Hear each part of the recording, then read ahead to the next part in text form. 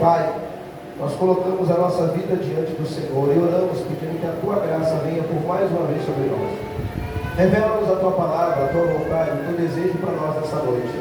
Que o Teu Espírito possa nos encher. Nós, meu Deus amado, liberamos a nossa mente para entender o que o Senhor tem para nós hoje. E oramos para que o Senhor nos abençoe em nome de Jesus. Amém. Amém. Tome seu assento em nome de Jesus. Possivelmente você já conhece essa história. É uma história muito conhecida. E eu quero só para te dar um banho de fundo, caso você não saiba, sobre todo esse contexto. Nós estamos também no Instagram, tá? Você que não segue o Instagram da igreja, procura lá, Família Viva.Vila Rica, no Instagram da igreja. E as mensagens estão sendo gravadas tanto no Instagram da igreja, quanto também no canal Isaac Nascimento. Depois você entra lá, se inscreve lá, compartilha, porque essas mensagens estão indo para o canal. Deixa eu te falar uma coisa. Esse texto, ele é um texto que ele é muito conhecido, ele é muito usado em muitos momentos da igreja. Naquele tempo, em Israel, haviam dois líderes principais, o rei Acabe e Jezabel. A gente sabe que Acabe era o rei de Israel na época e Jezabel era a rainha que veio de uma outra cidade, trouxe consigo alguns profetas que era da religião que ela servia, dos deuses que ela servia, que aí, através da liderança de Jezabel e de Acabe, a Bíblia diz que a idolatria entrou com muita força em Israel.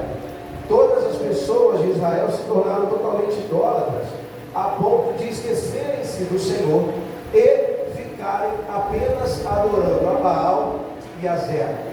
Até que em determinado momento, enquanto eles estavam lá, é interessante perceber como que Deus trabalha com as coisas, porque Jezabel, ela é uma mulher que ela tem uma referência muito grande e negativa na Bíblia.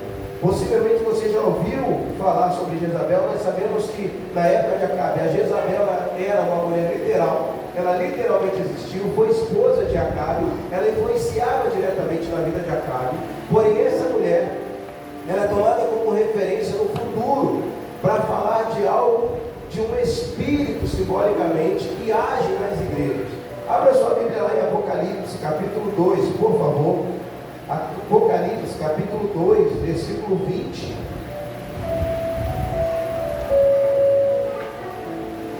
Jesus, ao escrever as cartas ao apóstolo João, endereçando às igrejas, ele escreve a igreja de Tiatira, no versículo 20, do capítulo 2 de Apocalipse, diz assim: tenho, porém, contra ti o tolerares que essa mulher Jezabel, que a si mesmo se declara profetiza, não somente ensine, mas ainda seduza os meus servos a praticarem a prostituição e a comerem coisas sacrificadas aos ídolos. Dê-lhe tempo para que se arrependesse. Ela, todavia, não quer arrepender-se da sua prostituição. No tempo em que o apóstolo João estava vivo e Jesus escreve as cartas endereçadas às 7 igrejas, Jesus ele levanta João e endereça uma carta à igreja de Tiatira. Nessa igreja, os historiadores até hoje não sabem se existia uma mulher literalmente chamada Jezabel, que se declarava profetisa e ensinava coisas contrárias ao Senhor, ou se isso é uma maneira simbólica de demonstrar que havia um espírito que agia nas igrejas. A grande verdade é que, sendo literal ou não, nos nossos dias hoje, nós ainda vemos um espírito maligno que age de modo geral nas igrejas, que se chama Jezabel. E aí a gente consegue identificar esse espírito por algumas características. Eles agem no casamento, eles agem na família, eles agem na vida sentimental, eles agem na vida amorosa, eles agem na igreja de uma maneira total. E a gente consegue identificar quando nós estamos sob influência desse espírito através de alguma característica. Presta atenção. Uma das primeiras características de um espírito de Jezabel, quando ele está agindo, é insubmissão à liderança e a ser autoritário. Uma pessoa autoritária, tem que ser tudo do jeito dela, tem que ser tudo da maneira dela. Uma pessoa que ela é insubmissa à liderança, e a insubmissão à liderança a gente abre para todo tipo de liderança, tanto humana, governamental, como também espiritual, como matrimonial, a gente consegue perceber que existe um espírito maligno agindo na vida de algumas pessoas, quando essas pessoas elas se tornam intolerantes, insubmissas. Tudo o que o líder pede, ela não obedece. Tudo o que o pastor pede, ela não faz. Tudo o que o marido pede, ela acha ruim. Tudo que o filho, a mãe fala para o filho se torna rebelde, não aceita, não quer. E aí a gente começa a perceber que existe um espírito que age dessa maneira, trazendo confusão em todas as áreas por onde ela passa. Outra coisa que também faz o espírito de Jezabel, ela maqueia. Hoje o evangelista Roberto trouxe uma palavra muito boa sobre essa questão de como o Satanás ele faz para deturpar a palavra de Deus. E a Bíblia diz em 2 Reis, capítulo 9, versículo 30, quando Jeú ele é ungido rei, ele vem para dentro de Israel, a Bíblia diz que ela sobe até um determinado altura, uma janela, ela se pinta, ela maqueia-se toda para poder receber Jeú, achando que Jeú iria tomá-la por mulher. O espírito de Jezabel, ela age também maquiando as coisas. Ela pinta algo que não é real, ela pinta algo que é mentiroso, ela começa a fantasiar, ela começa a ludibriar. E quando a gente para perceber sobre uma festa que fala sobre pintar o rosto e mostrar alguma coisa que não é, a gente acabou de passar por uma agora. Então a gente percebe, irmãos, que com o espírito maligno muito forte age de uma maneira muito criativa nesse período que nós acabamos de passar. E a grande verdade é que tem muitas pessoas que são influenciadas por isso. O espírito de Jezabel, ele maqueia, ele engana, ele ludibria, ele pinta uma coisa que não é real, ele pinta uma coisa que não é verdadeira. Ele começa de um jeito, mas depois ele vem e revela que é outro. Então a gente precisa tomar cuidado com as mentiras, com os sofismas que vão aparecendo. É por isso que nós precisamos ter o discernimento do Espírito. Outra coisa também que o Espírito de Jezabel age dentro das igrejas e na vida de outras pessoas, não importa a consequência. Ela quer, porque quer alguma coisa, se necessário for, ela mata até para adquirir. A Bíblia diz que Acabe, ele passeando pelo seu reinado, ele viu uma vinha muito bonita, só que essa vinha tinha um dono, chamado Nabote. E aí, ele pede para que Nabote venda a vinha, Nabote não deseja vender a vinha, ele volta triste. Poxa, Nabote não me vendeu a vinha. E aí, Jezabel chega para Acabe e pergunta: por que você está triste? Por que você está aí, cabisbaixo? A Bíblia diz que ele fala que é porque ele queria a vinha de Nabote, Nabote não quis vender. Ela falou assim: fica tranquilo, eu vou arrumar essa vinha para você, eu vou te dar essa vinha, sem escrúpulos nenhum. Ela cria uma estratégia para matar Nabote, e quando ela mata Nabote, ela toma a vinha de Nabote e dá a Acabe. O espírito de Jezabel, ele não se preocupa em matar pessoas, quer física ou espiritualmente, para ter o que ela quer. Ela não tem muitas vezes negociação.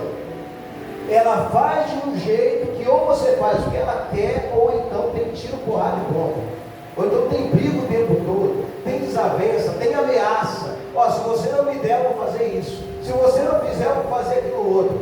E aí existem pessoas indo até as últimas consequências literais para ter o que elas querem. Não importa o que seja. Não importa se eu tenho que passar por cima de pessoas, não importa se eu tenho que puxar o tapete de outro, não importa se eu tenho que fazer uma coisa ou outra. A grande verdade é que eu quero o que é meu, eu quero aquilo que é do outro muitas vezes, não importa. Se eu tiver que matar ele, se eu tiver que matar ela, não tem problema. Eu quero o que é dela, eu quero o que é dos outros, eu quero aquilo que eu quero e pronto, acabou. Esse é um espírito muito forte que tem agido nas igrejas, principalmente porque tem sido pregado no Evangelho, onde Deus é simplesmente o gênio da lâmpada, e Ele vai te dar tudo o que você quer. E tem crente ainda, que talvez não tenha tanto conhecimento bíblico, que não entende que de vez em quando Deus nos diz não, até para nos preservar, e para tomar conta da nossa vida. Ele nos ama tanto, que Ele não permitiria que você tivesse tudo que você quer. Porque tem coisa que você quer que vai te fazer mal, e você nem imagina. E Deus está protegendo você ao dizer não. Então, quando a gente para pensar sobre essa questão desse espírito que faz o que quer para conseguir o que quer, a gente precisa tomar cuidado. Tem gente que sacrifica a família. Tem gente que sacrifica os filhos. Tem gente que sacrifica a provisão que tem para poder ter aquilo que ela não pode ter, que não é o momento de ter, para ter o que ela tem. A gente via muito tempo atrás o anúncio das casas. Já é, pai. Ela não esqueci. Depois eu volto. E aí, tinha lá uma empresa muito grande que falava: quer pagar quanto? Lembra disso? Teve um processo rolando doido atrás dele, porque os advogados chegavam: você botou no anúncio lá, quer pagar R$1 na televisão. E aí parece que o rapaz foi até mandado embora. Mas o que acontece? A grande verdade é que eles fantasiam algo, te colocam 21 suaves prestações de R$98 por algo que às vezes você nem precisa, por algo que às vezes você não tem nem necessidade. Mas como você vê aquela propaganda forte, aquela maquiagem, aquilo que você entra na prestação, e aí depois você fica: como é que eu vou pagar isso? Então tome cuidado. Tem coisas que não é o seu tempo de ter. Tem coisas que você nunca vai ter. Porque Deus te ama demais para poder te dar tudo o que você quer. Você, como pai, quem tem filho sabe o que eu estou dizendo. Você não dá tudo para o seu filho. Se você dá tudo para o seu filho, você está errando. Você está criando uma criança animada que no futuro vai te dar problema. Deus corrige e açoita aqueles a quem Ele ama. E de vez em quando, irmãos, Deus diz não para a gente. E graças a Deus que Ele diz. Porque se eu fosse ter tudo que eu queria, talvez eu nem tivesse casado hoje. Talvez eu nem estivesse aqui hoje. Então o espírito de Jezabel, ela age dessa maneira. Outra característica do espírito de Jezabel é que ela não se arrepende. No Apocalipse 2:20 fala que Deus deu tempo para que ela se arrependesse, mas ela não quis se arrepender. A miserenta teimosa, o espírito de Jezabel que age das pessoas, não se arrepende, não pede perdão, ela não olha para trás, ela não se autoanalisa para poder falar assim: eu errei aqui, eu errei desse lado. É um espírito que age e tem agido muito violentamente na nossa geração, tá? Porque a gente prega o evangelho, ensina a verdade, fala do que Deus quer para as pessoas, mas as pessoas não querem se arrepender. As pessoas preferem ficar amarradas no pecado, enroladas no pecado, na confusão, na trairagem, na bagunça, mas não querem se arrepender. E aí, se você olhar o texto de Apocalipse 2, o juízo, a palavra de juízo que Deus manda sobre Jezabel é uma palavra muito dura. Chega a falar até mesmo de esterilidade, de que ela não teria nunca mais filhos, não iria para frente, iria colocar ela de cama, iria ficar doente. Irmão, deixa eu falar uma coisa, não é sentença, tá? Não estou falando que Deus faz isso com todas as pessoas, mas tem gente que fica enferma por desobediência a Deus.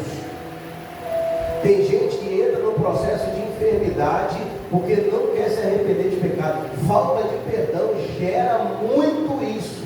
Eu, quando fazia visita nos hospitais, por muitas vezes, irmãos, eu encontrava pessoas que estavam enfermas lá, os médicos não conseguiam achar, a gente perguntava um pouquinho, entrava um pouquinho mais na ferida e descobria falta de perdão. A pessoa não perdoou um, não perdoou o outro, e aí fica difícil. Mas também tem aquela questão das pessoas que são influenciadas por esse espírito, e que essas pessoas, elas não se arrependem. Elas não conseguem botar a mão na consciência e falar assim: gente, eu errei, eu falei. De vez em quando você erra, sim ou não? Sim. Ou você é perfeito em todas as coisas, ou você é perfeito. De vez em quando a gente erra, irmãos. É lindo, é maravilhoso a gente perceber quando a gente erra e dar um recuar ao passo e falar: olha, eu errei, me perdoa, eu falhei. Nós estamos vivendo uma geração orgulhosa que não sente se arrepender. Tome cuidado, esse espírito age muito forte em relação a isso. Mas voltando um pouquinho à história, em meio a uma liderança confusa, Deus levanta um profeta. Em meio àquela liderança que estava totalmente conduzindo o povo para a adoração, Deus então levanta um profeta. Porque sempre em meio do caos, sempre em meio da confusão e da idolatria, Deus levanta profetas para poder direcionar o povo. Deus levanta vozes proféticas para conduzir o povo ao arrependimento. Deus levanta pessoas com uma voz poderosa para poder dizer ao povo: arrependam-se, vocês estão caminhando no caminho equivocado. Deus tem levantado pessoas na nossa nação com uma voz profética muito forte. Uma característica do espírito de Jezabel é que ela tenta matar os profetas. Ela tenta calar a boca dos profetas. Ela quer impedir que os profetas se levantem para conduzir o povo ao arrependimento. Mas graças a Deus que Deus tem levantado ainda 7 mil que não se dobraram a Jezabel. Deus tem levantado 7 mil que não se dobraram a Baal. Deus tem levantado 7 mil ainda que não se curvaram a Astarote e a Zera. Essas pessoas são os profetas que Deus está levantando na nossa geração. Essas pessoas são os profetas que Deus está levantando nesse bairro. E graças a Deus por essa igreja, que nós temos profetas aqui, que são vozes que Deus tem levantado para abençoar o bairro, para abençoar as casas, para abençoar as famílias, para abençoar as nações. Nós não vamos nos calar. Nós vamos nos levantar com uma voz poderosa, com uma voz profética. Só que o grande problema, irmãos, é que quando Deus começa a levantar essas vozes proféticas, Ele precisa primeiro consertar algumas coisas. E aí esse período de conserto é que dói. Esse período de conserto é que machuca. Esse período de acertar as coisas é que traz dor para a gente. Quando Ele começa a mexer na ferida. Eu tenho conversado com algumas pessoas, eu sempre brinco dizendo, quem está morto, irmão, não sente dor nenhuma. Quem está morto não sente nada. É por isso que a vida de muita gente tanto faz como tanto fez. Mas quando a gente tem vida, tem sangue correndo nas veias, quando a gente tem vida, coração batendo, a gente sente dor. É por isso que de vez em quando Deus aperta o calo da gente sente dor. É por isso que de vez em quando a gente passa por algumas situações que machucam, quebra o nosso orgulho, porque a gente está vivo. Porque Deus tem ressuscitado pessoas, Deus tem levantado uma igreja viva, Deus tem levantado pessoas, tem restaurado sonhos, restaurando vidas, e nós estamos ressuscitando em muitas áreas. E aí, para acertar e levantar a voz profética, precisa de consertar as coisas. É por isso que dói. É por isso que Deus mexe e aperta mais ainda a porta, porque Ele te ama demais para deixar você de qualquer maneira. Ele te ama demais para deixar você à vontade. Então, quando a gente está sentindo dor em alguma área, é porque Deus está nos tratando para nos levantar como vozes proféticas. Existem Elias que vão ser levantados aqui nessa noite, com poder e unção para arrebentar com a idolatria que Jezabel está querendo colocar nos lugares. Nós, algumas semanas atrás, oramos pelos bairros, oramos pelas ruas do bairro, na verdade. E foi um momento muito diferente. Deus está levantando os Elias. Elias, então, ele é levantado por Deus. E aí, ele lança uma palavra.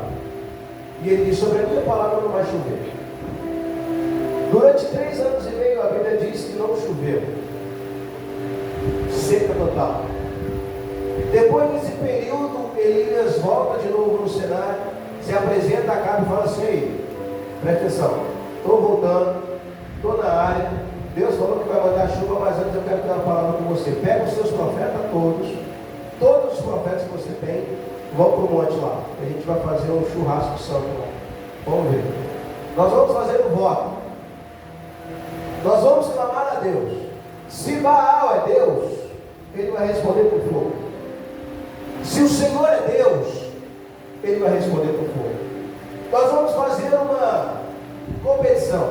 O Deus que responder com fogo, esse vai ser o Deus de Israel, o Senhor verdadeiro. E aí a Bíblia diz que Elias manda que os profetas, 850, eles se arrumem para poder fazer o sacrifício deles. Eram muitos.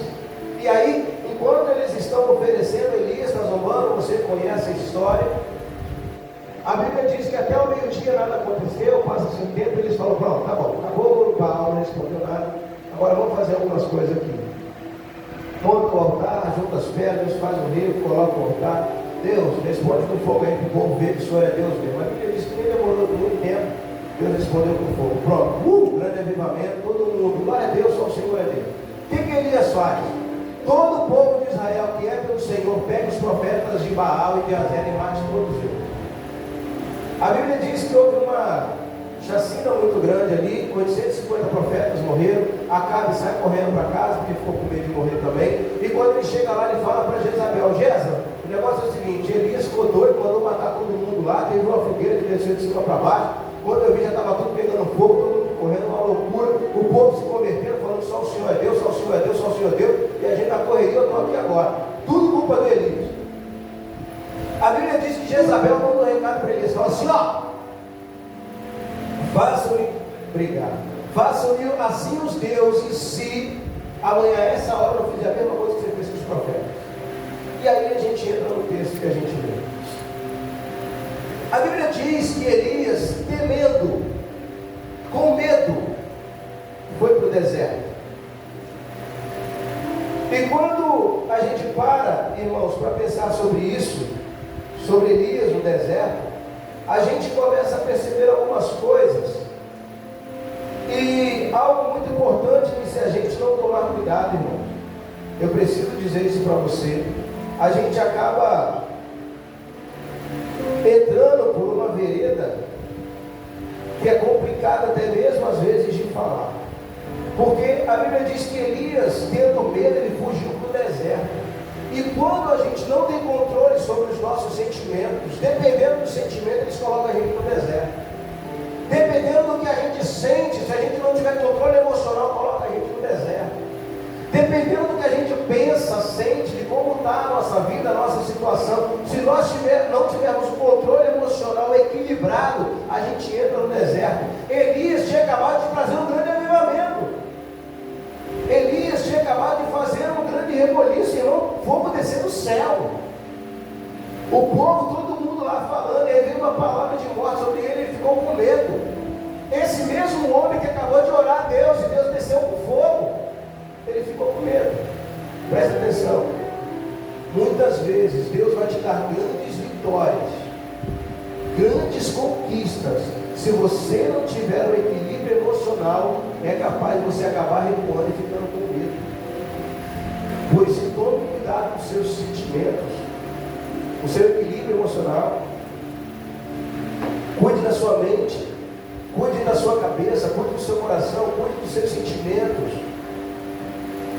Se nós não tivermos controle sobre essas emoções, elas irão nos levar para o deserto e a gente vai morrer lá. Porque a Bíblia diz que Elias, com medo, foi para o deserto. Mas acontece algo interessante no deserto.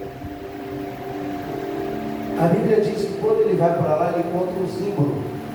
E ele se deita debaixo do zimbro. Você sabe o que é um zimbro? Um zimbro é um arbusto, uma espécie de árvore que dá no deserto, que ela aguenta muito calor, ela geralmente fica seca, mas ela cobre e faz uma sombra que dá descanso em alguns casos. No deserto, você sabe, é muito quente. A Bíblia diz que Elias foi e se deitou lá debaixo do zimbro no meio do deserto. Eu acho muito interessante, porque Deus falou no meu coração que tem pessoas que estão aqui nessa noite que estão passando justamente por um deserto, por um momento de dificuldade, que foi conduzido, que foi levado, que por alguma situação acabou entrando dentro do deserto. Hoje de manhã nós aprendemos que o Espírito do Senhor levou Jesus para o deserto para ser tentado. De vez em quando a gente entra no deserto e a gente faz besteira, mas de vez em quando é Deus que leva a gente no deserto para tratar a gente, para doer um pouquinho mais a gente, soberbo, orgulho muito alto. Deus bota a gente no deserto para poder testar a gente. Mas Deus me disse que tem pessoas aqui que estão no deserto, que já estão na caminhada há muito tempo, e que estão precisando de um zimbro, um lugar para descansar. Você veio para o lugar certo hoje. A igreja é o zimbro que Deus está levantando para você descansar. A igreja do Senhor é a igreja que está te dando sombra para você descansar um pouco mais. No meio de todo esse deserto, o melhor lugar que você poderia estar era aqui, na igreja. Era aqui nesse lugar. Por quê? A igreja, no nosso tempo, é o símbolo que Deus levantou para poder dar sombra às pessoas que estão no deserto, cansadas, com medo e procurando a morte. Porque é aqui que essas pessoas serão recuperadas, renovadas, receberão a palavra de esperança para continuar caminhando. Eu acho interessante que quando a gente pensa sobre isso, dentro desse lugar, quando Elias estava deitado, descansando, a Bíblia diz que um anjo chegou para Elias, colocou pão e água e falou assim: Elias, levanta, come e bebe. E aí, quando isso aconteceu, Elias levantou, comeu, bebeu e voltou a dormir. Depois disso, por mais uma vez, o anjo pela segunda vez veio até Elias e disse o seguinte: Elias, levanta, come e bebe, porque o teu caminho é sobremodo longo. Sabe o que Deus está dizendo para mim e para você nessa noite? Você está dentro desse lugar, debaixo da sombra desse lugar, descansando, mas Deus está trazendo pão e água e dizendo para você nessa noite: levanta, come e bebe, porque a tua caminhada ainda é muito longa. O deserto não vai matar você. Não vai ser no deserto que você vai morrer. Não vai ser no deserto que os seus ossos serão enterrados. Deus está trazendo alimento para você nessa noite. Come e bebe. Levante-se, coma e beba, porque a tua caminhada é muito longa ainda tem muita coisa para você fazer. Teu ministério não acabou, sua vida não parou. Tem muita coisa que Deus quer fazer através de você. Você hoje pode estar no deserto, mas isso não é o seu final. Deus te colocou debaixo desse símbolo para enviar um anjo para dizer: levanta, come e bebe. A caminhada é longa. Ainda tem muita coisa para você fazer. Ainda tem muita coisa para você caminhar. Ainda tem muito rei para você ungir. Tem muito profeta para você levantar. Ei, Deus está renovando as suas forças hoje, te dando pão e água. Preste atenção. Nem sempre vai ser abundância. Nem sempre vai ser prosperidade tamanha. De vez em quando vai ser pão e água. Mas é nesse pão e água que Deus vai sustentar você e a sua necessidade no deserto. É nesse pão e água. E alguém certa vez disse com muita propriedade: eu prefiro comer pão e água no deserto com Deus do que ter prosperidade e abundância com o diabo. Deus trouxe você aqui nessa noite para dizer para você que Ele está te dando pão e água. O caminho é muito longo, ainda tem muito para você andar. E a pergunta que Deus me fez para que eu pudesse perguntar para você é: por que você está desistindo? Por que você está parando de lutar? É o cansaço? É o calor do deserto? Pode ser. É o cansaço da vida, você já está sem força, desanimado? Pois é, o símbolo de Deus está te dando descanso hoje.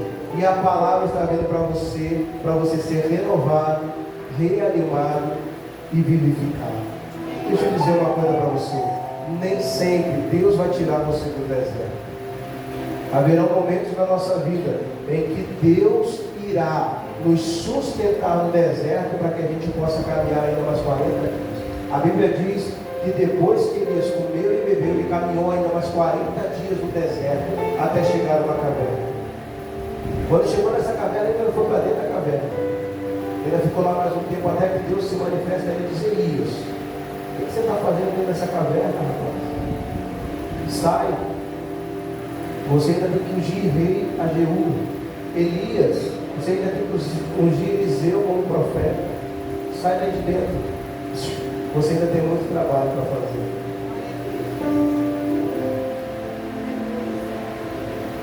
Nem sempre Deus vai tirar a gente do deserto.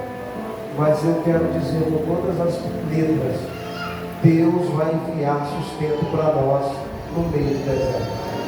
Ainda que seja pão e água, mas vai ser o necessário para a gente ser sustentado. É interessante perceber, irmãos, que quando Daniel estava na Babilônia, quando Sadraque, Mesaque e Abednego estavam na Babilônia, houve-se também alguns desertos lá naquele lugar, e algumas vezes esses homens foram jogados dentro das fornalhas. Daniel, você conhece a história, foi jogado dentro da cova dos leões. Sabe o que eu amo nesses textos? Que nenhum deles, Deus impediu que eles entrassem lá dentro. Mas em todos eles, Deus estava com eles dentro das provações. Quando Daniel cai dentro da cova, os leões ficam mansinhos. Deus estava lá dentro. Quando os 3 amigos caem dentro da fornalha, a Bíblia diz que as pessoas que lançaram eles de cima para baixo, eles morreram queimados. A provisão de Deus chegou na sua vida, já você nem percebeu. Deus já tem sustentado você no meio dessa caminhada no deserto e você nem reparou. Deus tem mantido você de pé, debaixo de suas asas, e você ainda nem se deu conta. O grande problema é que quando a gente adentra dentro da caminhada do deserto, que a gente começa a sentir a dor e o aperto e o calor do deserto, que a gente começa a buscar de maneira mais intensa a presença de Deus. Mas o Senhor Jesus, Ele não te abandonou. Antes de você entrar no deserto, no primeiro pé você colocar no deserto, Deus já estava com você te sustentando. E eu quero dizer para vocês nessa noite, com todo o temor da minha alma, Deus te trouxe aqui, colocou essa igreja como símbolo para a sua vida, para que você possa ser coberto pela sombra do Altíssimo, comer um pão, beber uma água, se levantar nessa noite e voltar a caminhar. Tem muita gente que ainda está deitada, tem muita gente que ainda está dormindo, tem muita gente que está até morta espiritualmente. E Deus te trouxe aqui para dizer para você que está na hora de você se levantar. Deus colocou o pão e a água do lado, mas falou para Elias: levanta-te e come. Não pense você que Deus vai ficar te dando papinha o tempo todo. Não pense você que Deus vai colocar um pãozinho na sua boca. Você precisa se levantar. Você precisa dar uma volta e você precisa sacudir a poeira. Você precisa se colocar de pé, comer e beber o que Deus está mandando você comer e beber. Como eu já falei, pode no seu tempo de fartura, irmão. Pode ser um tempo que está tudo justinho, está tudo contadinho, está tudo apertadinho, está tudo ali no limite. Mas Deus está enviando a provisão. E de uma maneira espiritual, eu quero dizer para você que Deus trouxe você aqui nessa noite para renovar as suas forças, para você caminhar ainda mais nesse deserto. Seu deserto às vezes pode ser seu marido, seu deserto pode ser sua esposa, seu deserto pode ser sua casa, seu deserto pode ser o ministério, o seu deserto pode ser o seu trabalho, o seu deserto pode ser alguma área da sua vida que está com dificuldade, doença. Qual é o seu deserto? Eu não sei. Mas Deus me colocou aqui nessa noite como um anjo de Deus na sua vida, trazendo uma palavra para você: pão e água. Não é uma palavra com abundância, mas é a palavra que você precisa para hoje, para dizer para você: se levanta, come e bebe, porque você ainda tem muito chão para andar. Deus quer levantar vozes proféticas nesse lugar. Deus quer levantar vozes proféticas para o bairro. Deus quer levantar vozes proféticas para a nação.